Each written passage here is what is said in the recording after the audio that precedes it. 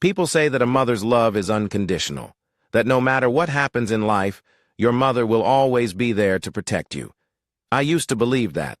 I used to believe that no matter how cruel the world was, I would always have my mother standing beside me, shielding me from harm. But I was wrong, because when the time came, when I needed her the most, she was the one who pushed me into the fire.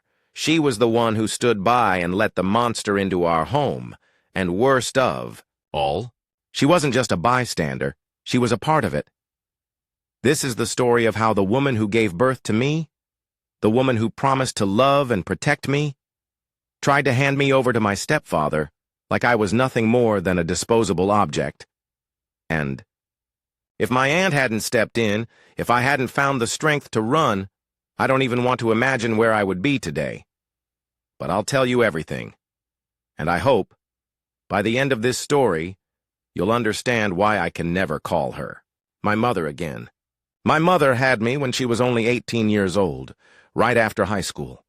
My father passed away when I was just a year and a half old, leaving my mother alone with me.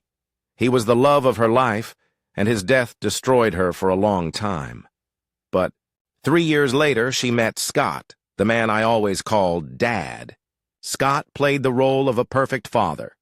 He took care of me, picked me up from school, and was present for every big moment of my life. When my mother married him, I truly believed I was lucky. Then, my mom gave birth to 3 more daughters. I loved them like they were my own. Our family looked perfect. But it was all an illusion. I remember clearly the night I realized I was no longer safe in my own home. That evening, I had just stepped out of the shower when I heard footsteps behind me. I turned around, it was Scott. He stood right at my bedroom door, looking at me with a strange expression. "It's late. You're not asleep yet?" he asked, his voice softer than usual. I forced a smile. "Yeah, I just finished up some work." Scott took a step forward. "Can I come in?" Panic shot through me. I'm really tired. "Let's talk tomorrow," I said, trying to sound normal. Scott stood there for a few seconds. Then he gently ran his hand down my arm. "Good night, sweetheart," he whispered. I froze as he walked away. The door closed, but I still felt his disgusting presence lingering on my skin.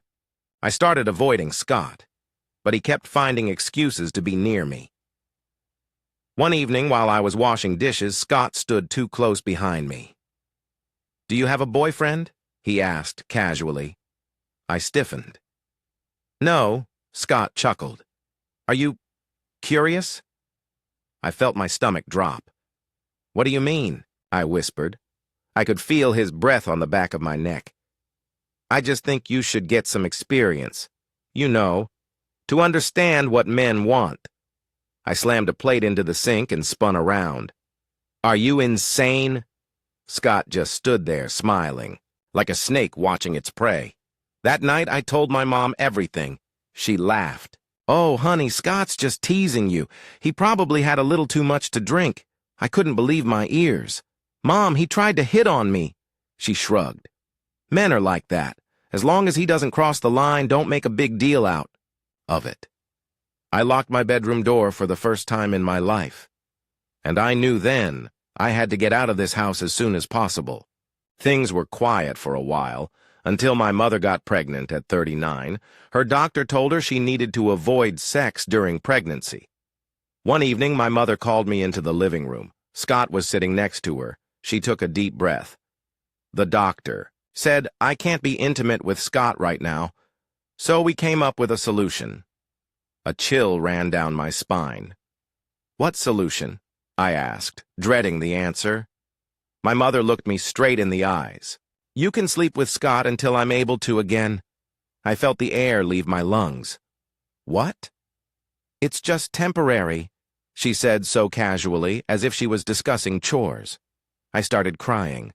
"Mom, that's disgusting," she sighed. "I'd be in the room, too, just to make sure everything is okay," I screamed. "What is wrong with you both?" I ran to my room, locked the door, and sobbed until I couldn't breathe. That was it. I had to get out of there. I called my aunt, the only person in my family who had always been wary of Scott. When she heard what happened, she lost it. The next morning, my aunt stormed into the house with a social worker and my grandparents. Scott called the police. But when my grandparents confronted him, Scott snapped. "She's a whore! She had no reason to say no!" he yelled. My sisters broke down crying. That was the moment they finally saw him for what he really was. My grandparents took all my sisters away. My mother chose to stay with Scott. I never spoke to her again. Today, I'm free, safe, away from them. Scott is facing criminal charges, and if justice exists, he'll be a registered sex offender for the rest of his life. But the thing that hurts the most is my mother. She wasn't just silent. She sided with the man who tried to destroy me, and from that, I learned something. Family isn't about blood. It's about who protects and loves you. If something feels wrong, speak up. Thank you for watching. If you haven't subscribed yet, please do so and hit the notification bell to stay updated with more shocking real-life stories happening around you.